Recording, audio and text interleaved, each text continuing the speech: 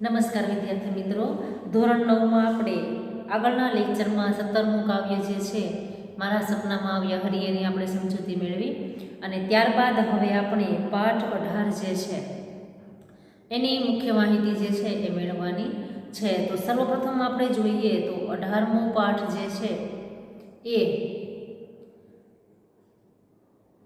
અરુણિમા નામની આપણે બધા ઓળખીએ જ છીએ કે જેમણે પર્વતારોહણ સર કરેલું છે એની મુખ્ય આપણે વાત જે છે એ સમગ્ર પાઠ દ્વારા કરેલી છે।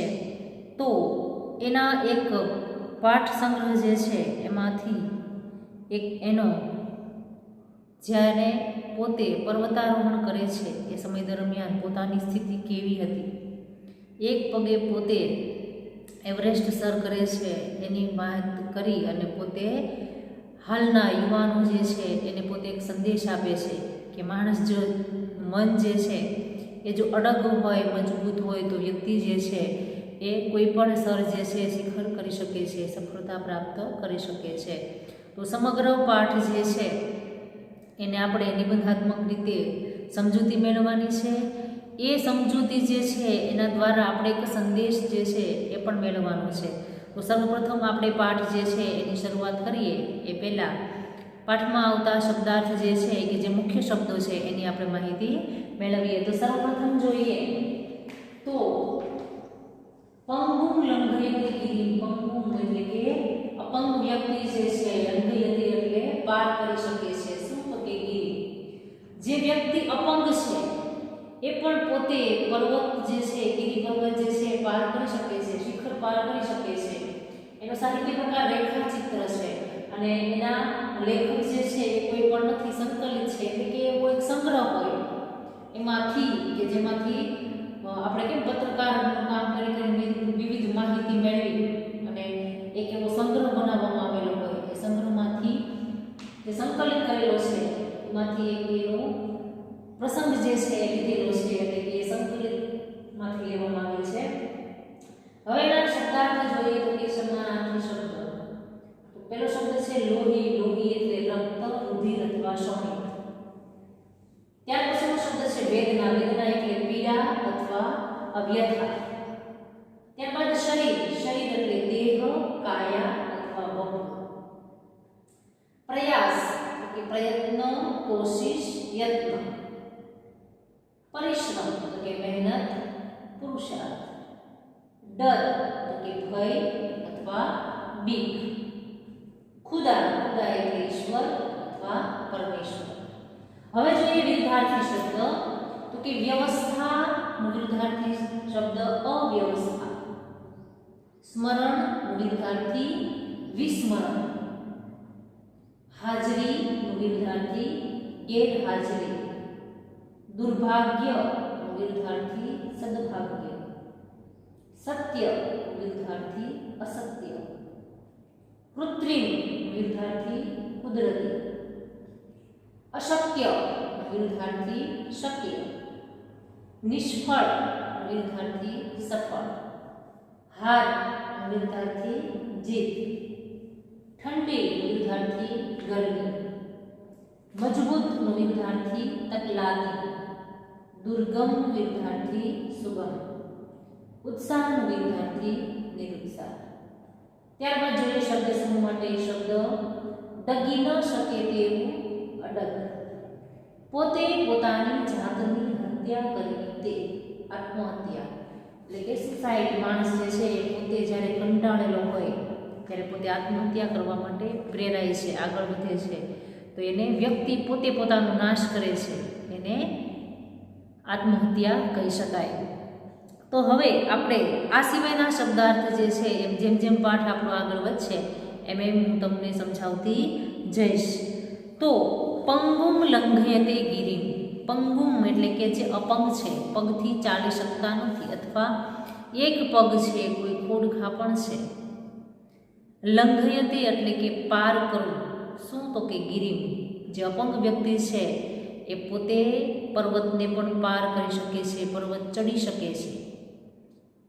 એ સંકલિત એટલે કે એવા એક સંગ્રહમાંથી લેવામાં આવેલું છે, એને સંકલિત કહી શકાય। પંગુમ લંઘયતે ગિરિમ એક યુવતીના અડગ આત્મવિશ્વાસને વ્યક્ત કરતું આ રેખાચિત્ર છે કે પંગુમ લંઘયતેગીરી જે છે એમાં એક યુવતી છે કે જેનું આત્મવિશ્વાસ છે અડગ છે, અડગ એટલે ડગી ન શકે તેવું, એની વાત કરેલી છે. અરુણિમા નામની રાષ્ટ્ર કક્ષાની વોલીબોલ ખેલાડીને લૂંટારાઓ રાત્રે ટ્રેનમાંથી ફેંકી દે છે કે એના જીવનમાં એક એવો બનાવ બને છે કે આ યુવતી જે છે એનું નામ છે અરુણિમા. અરુણિમા નામની રાષ્ટ્રકક્ષાની વોલીબોલની પોતે ખેલાડી છે. એકવાર ટ્રેનમાં લૂંટારાઓ જે છે એની સાથે જીભાજોડી થતાં લૂંટારાઓ જે છે એ અરુણિમાને ટ્રેને બહાર ફેંકી દે છે. એ જ વખતે સામેથી આવતી ટ્રેન નીચે એનો પગ કપાઈ જાય છે અને એનો ઘા થતાં જ સામેથી બીજી ટ્રેન આવતી હતી અને બીજા ટ્રેનના પાટા ઉપર એનો પગ જે છે એ રહી જતા એનો પગ જે છે કપાઈ જાય છે. આવી વિકટ પરિસ્થિતિમાં હાર્યા વગર એ પોતાના પગનું એનેસ્થેસિયા વગર ઓપરેશન કરાવે છે કે આવી વિકટ પરિસ્થિતિ કે આથી બીજું મોટું દુઃખ કોઈ ન હોઈ શકે. જીવતો જાગતા વ્યક્તિ હોય એનો પગ જો કપાઈ જાય છતાં પોતે હિંમત હારતી નથી. હિંમત હાર્યા વગર પોતે એનેસ્થેસિયા વગર એટલે કે બેભાન કરવાની એક પ્રકારની એવી દવા છે. એ દવાખાનામાં એ વખતે હાજર નથી અને છતાં પણ પોતે કહે છે કે મારું ઓપરેશન તમે કરી નાખો. એટલું જ નહીં, એક ક્ષણે એવરેસ્ટ સર કરવાનું સ્વપ્ન સેવે છે. એક પગ તો કપાઈ ચૂકેલો છે, એક જ પગ છે, છતાં પણ દવાખાનામાં સૂતી પોતે સ્વપ્ન જોવે છે કે હું એવરેસ્ટ સર કરીશ. એક યુવતીના આત્મવિશ્વાસની આ ચરમસીમા છે. અનેક મુશ્કેલીઓ પછી એ એવરેસ્ટ તો સર કરે જ છે, પણ એ સિવાય વિશ્વના બીજા શિખરો પણ સર કરે છે. એક પગ હોવા છતાં પોતે એવરેસ્ટ તો સર કરે જ છે, પણ એ સિવાય વિશ્વના ઘણા બધા શિખરો જે છે એ પણ પોતે સર કરે છે અને જાણે કે પંગુમ લંઘયતેગીરી સુભાષિતને સાર્થક કરે છે કે પોતે આ પંગુમ લંઘયતેગીરી જે સુભાષિત છે એને પોતે સાર્થક કરે છે કે અપંગ વ્યક્તિ પણ શિખરો સર કરી શકે છે. તો હવે આપણે પાઠ જે છે એની મુખ્ય સમજૂતી તરફ આગળ વધીએ. બરેલી ડિસ્ટ્રિક્ટ હોસ્પિટલના સ્ટાફમાં દોડધામ મચી ગઈ હતી. હવે અરુણિમા જે છે એને જ્યારે દવાખાનામાં દાખલ કરવાની વાત કરે છે ત્યારની વાત છે કે બરેલી ડિસ્ટ્રિક્ટ હોસ્પિટલના સ્ટાફ જે છે એમાં અચાનક દોડધામ મચવા લાગી છે. શું કામ? કેમ કે એવો કોઈ કેસ આવેલો છે કે જે ઇમરજન્સી છે. ત્યાંના સ્ટાફ છે, ડૉક્ટર છે, નર્સ છે, એ બધાય દોડવા લાગે છે. અરુણિમા નામની છોકરીના પગનું ઓપરેશન કરવાનું હતું. દવાખાનામાં દોડધામ મચવાનું મુખ્ય કારણ શું? તો કે અરુણિમા નામની એક યુવતી છે એના પગનું ઓપરેશન કરવાનું હતું. પરંતુ ચિંતાજનક બાબત એ હતી કે અહીં ન હતી લોહી માટે વ્યવસ્થા કે ન હતી દર્દીને બેહોશ કરવા એનેસ્થેસિયાની સુવિધા. મુખ્ય દોડધામ મચવાનું કારણ શું હતું? તો કહે છે કે ચિંતાજનક બાબત એ હતી. એવા તો ઘણા બધા દવાખાનામાં કેસ આવતા જ હોય, દર્દી પણ આવતા હોય, પણ ઇમરજન્સીમાં દોડધામ મુખ્ય શું કામ મચી ગઈ છે કે જેવે વખતે એને દાખલ કરવામાં આવેલી છે એવે વખતે એને દવાખાનામાં લોહીની વ્યવસ્થા નહોતી કે ભાઈ ખૂબ પ્રમાણમાં લોહી વહી ગયું હતું એટલા માટે એને લોહી ચડાવવાનું હતું અને ત્યારબાદ એનું ઓપરેશન થઈ શકે એમ હતું. તો એવી હોસ્પિટલમાં કોઈ લોહી પણ આપી શકે અથવા હાજર નહોતું. અને બીજી બાબત એ હતી કે દર્દી જે છે એને બેભાન કર્યા વગર ક્યારે ઓપરેશન ન કરી શકાય, કેમ કે દુઃખ જે છે એ સહન ન કરી શકે. તો દર્દીને બેહોશ કરવા માટે એનેસ્થેસિયાની પણ સુવિધા નહોતી. સામાન્ય એવી હોસ્પિટલ હશે કે આ બેમાંથી એક પણ સુવિધા એ હોસ્પિટલમાં હતી નહીં અને એનું ઓપરેશન કરવું ફરજિયાત હતું અને લોહી પણ ચડાવવું ફરજિયાત હતું. એટલે દવાખાનામાં દોડધામ જે છે એ મચવા લાગે છે. અરુણિમાએ અર્ધભાના અવસ્થામાં આ અંગેની ચર્ચા સાંભળી અને ડૉક્ટરને હિંમતથી કહ્યું, સરજી મારો પગ કપાયો. હું આખી રાત રેલવે ટ્રેક પર પડી રહી, મેં ભયંકર વેદના સહન કરી. હવે અરુણિમા જે છે એ અર્ધભાનના અવસ્થામાં છે, એટલે કે અડધી ભાનમાં છે અને અડધી ભાનમાં નથી. એને ત્યાં શું થઈ રહ્યું છે એની જેવી તેવી ખબર છે. તો પોતે જે છે એ આ ડૉક્ટરો વાતચીત કરે છે, નર્સ સાથે વાતચીત કરે છે, ડૉક્ટરો વાતો કરે છે, તો એ ચર્ચા સાંભળે છે કે આ બધા શું વાતો કરે છે. અને એ જ્યારે ચર્ચા સાંભળે છે ત્યારે પોતે ડૉક્ટરને હિંમતથી કહે છે કે સર, મારો પગ જે છે કપાયો છે. હું આખી રાત રેલવે ટ્રેક ઉપર પડી રહી, મેં ભયંકર વેદના સહન કરી. કેમ કે પગ કપાયો ત્યારે તો કોઈ બેભાન અવસ્થામાં હતી નહીં, એટલા માટે એમ કહે છે કે રેલવે ટ્રેક ઉપર મારો પગ કપાયો ત્યારે મને અતિશય ભયંકર વેદના સહન કરવી પડી. તો હવે તો તમે મારા ભલા માટે મારો પગ કાપશો ને, હું સહન કરી લઈશ. એ પોતે હિંમતથી કહે છે કે જ્યારે હું રેલવે ટ્રેક ઉપર પડી ત્યારે મારો પગ કપાયો ત્યારે મને અતિશય ભયંકર વેદના મને સહન કરવી પડી હતી. અત્યારે મારે તમે ઓપરેશન કરો ને જે વેદના સહન કરવી પડે એ તો તમે મારા સારા માટે કરો છો, મને સાજી કરવા માટે કરો છો. તો આ દુઃખ જે છે, આ પીડા જે છે એ સહન કરી લઈશ. તમારા દવાખાનામાં એનેસ્થેસિયાની સુવિધા, બેહોશ કરવા માટેની કોઈ વ્યવસ્થા ન હોય તો કાંઈ નહીં, એમને હું ઓપરેશન કરી નાખું, હું ગમે એટલી પીડા થશે સહન કરીશ. એની અડગતા જોઈને ડૉક્ટર અને નર્સ આભા બની ગયા. એટલે આમ આશ્ચર્યચકિત થઈ ગયા કે આટલી એક યુવતીમાં આટલી બધી હિંમત ક્યાંથી આવી, આટલી બધી હિંમત કેમ હોઈ શકે કે આવો તો કેસ એને લગભગ ક્યારેય જોયો પણ નહીં હોય. અને પોતે એવું વિચારે છે કે એનેસ્થેસિયા એટલે કે બેહોશ કર્યા વગર ઓપરેશન કરવું એ કંઈ નાની સૂની વાત છે નહીં.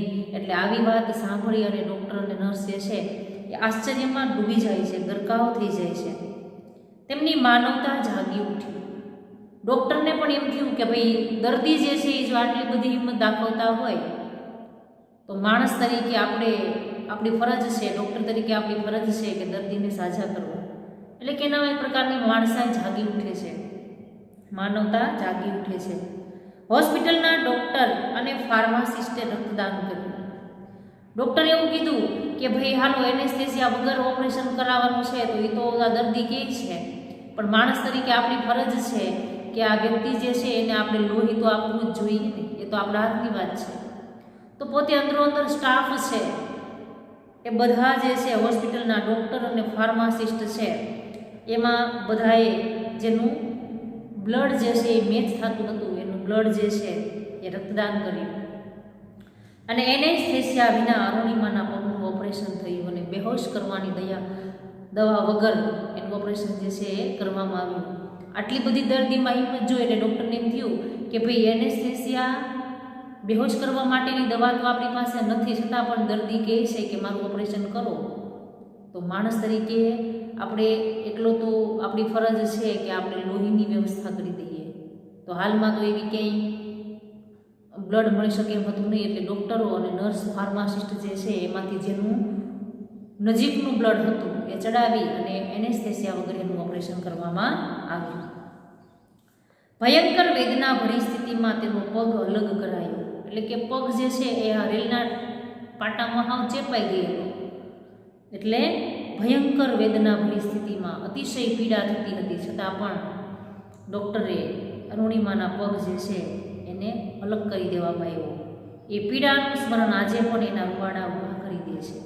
અરુણિમા કહે છે પોતે કે હજી પણ એ દુઃખ જે એ વખતે મને થયું, એ પીડા જે મને એ વખતે થઈ, એ વેદના જે મને એ સમયે થઈ હતી હજી પણ યાદ કરું છું ને તો મારા હાથના રૂવાટા ઊભા થઈ જાય છે.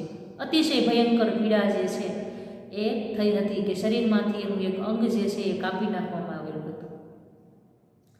2011ની 11 એપ્રિલે અરુણિમા CISFમાં જોડાવા માટે ઇન્ટરવ્યૂ આપવા પદ્માવત એક્સપ્રેસમાં લખનૌથી દિલ્હી જઈ રહી હતી. CISF એટલે કે central institute of security force માટે પોતે જે છે એ CIFમાં ક્યારે તો કે 2011ની 11 એપ્રિલે પોતે ઇન્ટરવ્યૂ આપવા માટે પદ્માવત એક્સપ્રેસ નામની ટ્રેન જે છે એમાં લખનૌથી પોતે દિલ્હી જતી હતી. ત્યારે કેટલાક બદમાશોએ એની સોનાની ચેઇન ખેંચવા પ્રયાસ કર્યો. એ વખતે ટ્રેન જે છે એમાં ઘણા બધા મુસાફરો મુસાફરી કરતા હતા. અરુણિમા પણ હતી. એણે પોતાના ગળામાં સોનાનો ચેઇન પહેરેલો હતો. તો એવા બદમાશો હતા, લૂંટારાઓ હતા. એ અરુણિમાના ગળામાં રહેલો ચેઇન જે છે એ ખેંચવા ઘણો બધો પ્રયાસ કર્યો. ડબ્બામાં મુસાફરોની હાજરીમાં આ ઘટના બની, પણ કોઈએ એનો વિરોધ ન કર્યો. કોઈએ એમને અટકાવ્યા નહીં. એ સમય દરમિયાન ટ્રેનમાં ઘણા બધા લોકો હતા. એવું નહોતું કે અરુણિમા એકલી હતી. ઘણા બધા મુસાફરો હતા કે જ્યારે આ ઘટના બની ત્યારે કોઈ વ્યક્તિ એમાંથી ઊભો થઈને એનો વિરોધ કરવાનો આવ્યો. કોઈ એમ ન કીધું કે આવું ન કરાય. કોઈ યુવતી જે છે એને આવી રીતે હેરાન પરેશાન ન કરાય. એમને કોઈએ અટકાવ્યા પણ નહીં. શું કામ? તો કે લૂંટારાઓની બીક બીજા લોકોને પણ હતી. અને એમ હતું કે કદાચ આપણે વચ્ચે બોલીએ તો આ લોકો જે છે એ આપણને પણ હેરાન કરે. એ માટે કોઈ વ્યક્તિ જે છે એ ત્યાંથી કાંઈ શબ્દ બોલ્યું નહીં, એને રોક્યા નહીં. વોલીબોલની રાષ્ટ્ર કક્ષાની રમતવીર રહેલી અરુણિમાએ સામી લડત આપી. એ ઝઝૂમી, પરંતુ એકલી અને અસહાય હોવાથી બદમાશોએ તેને ટ્રેન બહાર ફેંકી દીધી. છતાં પોતે હિંમત ન હારી. કેટલા બધા માણસો હતા, કોઈએ એમની મદદ ન કરી. છતાં પણ પોતે હિંમત હારી નહીં. આ બદમાશો સામે લડતી રહી, પોતાનાથી બનતો પ્રયાસ કરતી રહી. ઝઝૂમી પોતે પોતાની જાતને બચાવવા માટે ઘણા બધા પ્રયત્નો કર્યા, પરંતુ એકલી હતી, અસહાય હતી. કોઈનો સાથ હતો નહીં, કોઈ પોતાની હારે નહોતું. અને બદમાશો તો પુરુષ જે છે તો ઘણા બધા હતા. એની કમ્પેરિઝનમાં એક સ્ત્રી કાંઈ ન કરી શકે. એટલા માટે એ બદમાશોએ એને ટ્રેનની બહાર ફેંકી દીધી. એના દુર્ભાગ્યે એ જ વખતે સામેથી બીજી ટ્રેન પસાર થઈ અને એના ઉજ્જવળ ભાવિની કચડતી ગઈ. અને એ જ એનું દુર્ભાગ્ય, ખરાબ નસીબ કે જે વખતે એને ટ્રેનમાંથી બહાર ફેંકી દેવામાં આવી એ જ વખતે સામેથી બીજી ટ્રેન આવતી હતી. તો આ બીજી ટ્રેન જે છે એ ત્યાંથી પસાર થઈ અને એ પસાર થતાં જ એનું ઉજ્જવળ ભવિષ્ય જે છે એને કચડતી ગઈ. પોતે એવું વિચારતી હતી કે હું મારા જીવન દરમિયાન ઘણું બધું કાર્ય કરીશ, દેશ માટે ઘણું બધું કરીશ. એનું એ ઉજ્જવળ ભવિષ્ય જે છે એને કચડતી ગઈ. અરુણિમાનો ડાબો પગ ટ્રેન નીચે કપાયો. લોહી લુહાણ હાલતમાં આખી રાત એ મદદ માટે બૂમ પાડતી રહી, પણ કોઈ એની મદદે આવ્યું નહીં. હવે અરુણિમા જે છે એનો આ ટ્રેનની નીચે ડાબો પગ જે છે એ કચડાઈ જાય છે.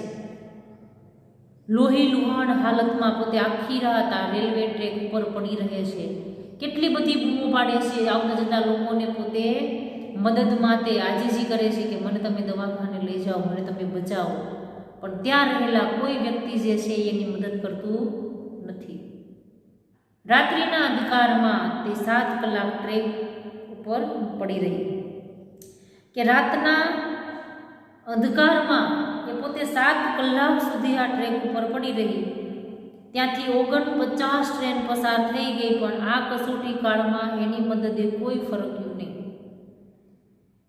કેટલી એની દુઃખદ ઘટના હશે કે પોતે રાત્રિનો અંધકાર હતો, અંધારામાં એ 7 કલાક સુધી કપાયેલા પગે પીડા સહન કરતી ત્યાં રેલવે ટ્રેક ઉપર પડી રહી. ત્યાંથી 49 ટ્રેન પસાર થઈ. કેટલા બધા મુસાફરો આવતા જતા હશે. કેટલી બધી એણે મદદ કરવા માટે આજીજી કરી, આજીજી કોઈએ સાંભળી નહીં.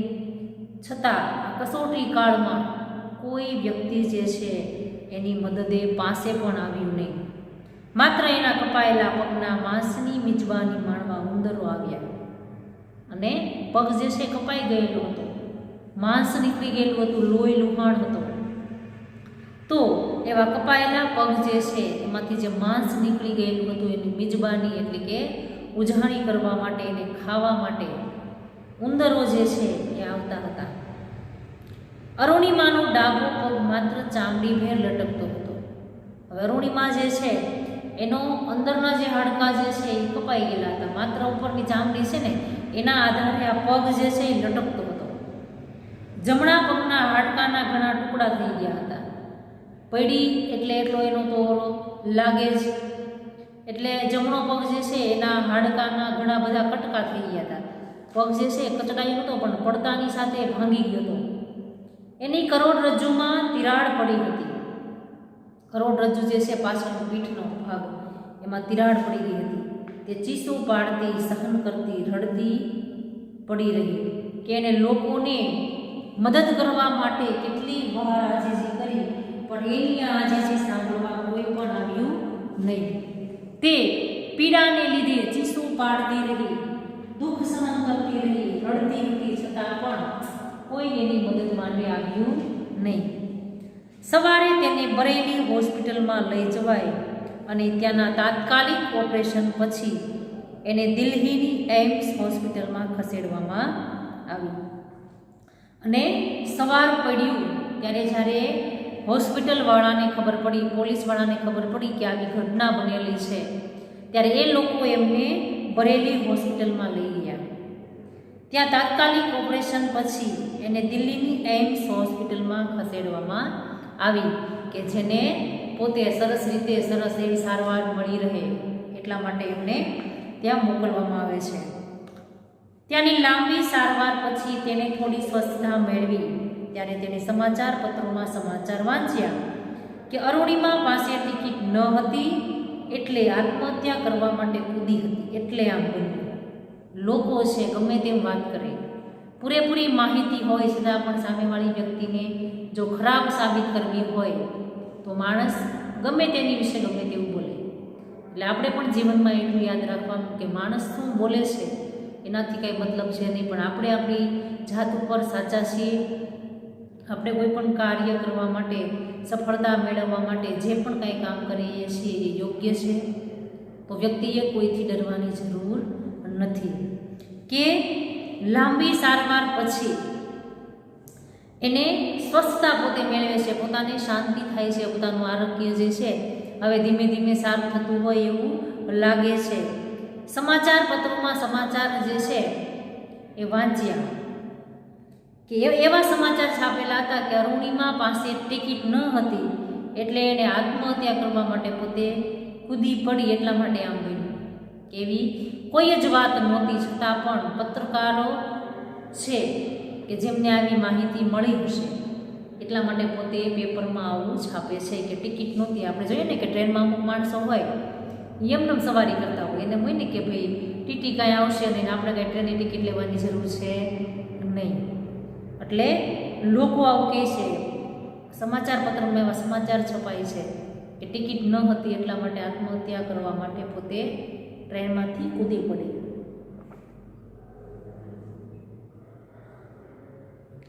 એટલે આમ બન્યું. એના પરિવારે તમામ અફવાઓનું ખંડન કર્યું. પોતાના પરિવારને તો ખબર જ છે કે એણે એમ કીધું કે આ તો ખોટી અફવા છે, આવું કંઈ છે જ નહીં એમ કરી અને આ વાત જે છે એને ખોટી પાડી. પણ કોઈએ માન્યું નહીં. બધા લોકો શું કહેતા હોય કે એના ઘરના માણસો, પરિવારના તો સારું જ બોલે ને, પોતા દીકરાનું કે દીકરીનું ખરાબ થોડું બોલે. એટલે પરિવારે ઘણી બધી કોશિશ કરી કે આપણે આ વાત ખોટી છે એને આપણે ખોટી સાબિત કરીએ, પણ કોઈ વ્યક્તિ એની વાત માન્યું નહીં. બધા એમ જ વિચારતા હતા. સત્ય તો સમયની એરને જ ઓળખાય છે. સત્ય જે છે એ હંમેશા જ્યારે એનો સમય આવે ત્યારે જ સાચું પડે છે. હવે એણે પોતાના જીવનની દિશા બદલાવવાનું નક્કી કર્યું. પોતે અરુણિમા જે છે એણે કીધું કે લોકો મારી વિશે આવું વિચારે છે કે જે છે જ નહીં, તો મારે આ ખોટું સાબિત કરવા માટે હવે મારે મારા જીવનની દિશા જે છે એ બદલવી જોઈએ. જહાં ચાહ વહાં રાહ, કે જ્યાં વ્યક્તિ પોતે જે પણ મનથી ઈચ્છા કરે છે એને હંમેશા રસ્તો મળી જ જાય છે. આપણે કહીએ ને સામાન્ય ભાષામાં કે દોડવું હોય એને ઢાળ મળી જાય. જેને કામ કરવું જ છે એને કામ મળી જાય. બેઠા બેઠા વ્યક્તિ વિચારતા હોય કે હું હિમાલયનું એવરેસ્ટ સર કરી દઉં, તો બેઠા બેઠા બની શકે નહીં. એ માટે પ્રયત્ન કરવો જોઈએ, આગળ વધવું જોઈએ. એ ન્યાયે તેની હોસ્પિટલની પથારીમાં જ નક્કી કર્યું કે હું પર્વતારોહણ કરીશ. અને એ જ ત્યારે જ પોતે નક્કી કરે છે કે જ્યારે પોતે હોસ્પિટલની પથારીમાં પડેલી છે, એક પગના સાવ કટકા થઈ ગયેલા છે, જમણા પગના ડાબો પગ કપાયેલો છે, છતાં પણ લોકોની અફવાઓથી એને અતિશય દુઃખ થાય છે કે આવું છે નહીં ને લોકો મારી ખોટી વાત કરે છે, તો હું દુનિયાને સાબિત કરી બતાવીશ કે અપંગ વ્યક્તિ જે છે એ ધારે તે કરી શકે. એટલા માટે પોતે જે છે એ પથારીમાં પડ્યા પડ્યા નક્કી કરે છે કે હું પર્વતારોહણ કરીશ. તો અરુણિમા જે છે એ આ યુવતીમાં કેટલું એનું મનોબળ જે છે એ મજબૂત હશે, એ કેટલી એનામાં અડગતા હશે કે પોતે અપંગ હોવા છતાં લોકો જે છે એની વાતને ખોટી પાડવા માટે પોતે કેટલા પ્રયત્નોથી સફળ થાય છે. તો આપણે પણ જીવનમાં યાદ રાખવું જોઈએ કે સમાજમાં ઘણા બધા વ્યક્તિઓ આપણા સારા કાર્યથી હંમેશા ઈર્ષા કરતા હોય છે. એને કોઈ સારું કામ કરે, કેમ કે દુનિયામાં ઘણા બધા હોય કે એને સારું દેખાય, નેગેટિવ પોઈન્ટ પહેલાં જોવે, સારું ન જોવે.